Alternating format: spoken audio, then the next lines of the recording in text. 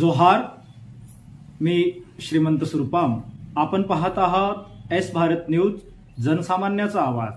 बातमी आहे मुंबई येथून महाराष्ट्र राज्याचे महसूल मंत्री माननीय चंद्रशेखरजी बावनकुळे हे प्रसार माध्यमाशी वार्तालाप करत आहेत.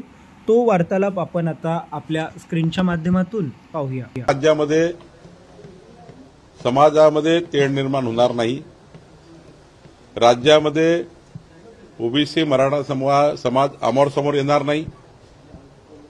समाजामध्ये असं कोणी वातावरण तयार करू नये, ओबीसी मराठा असे वातावरण तयार करू नये.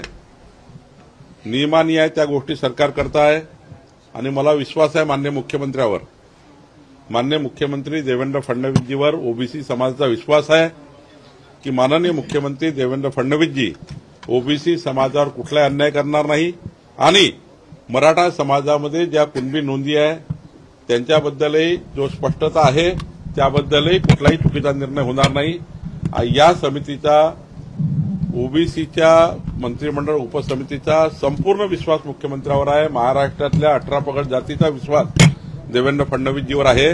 त्यामुळं कुठलाही ओबीसीवर अन्याय होणार नाही याचा मला विश्वास आहे.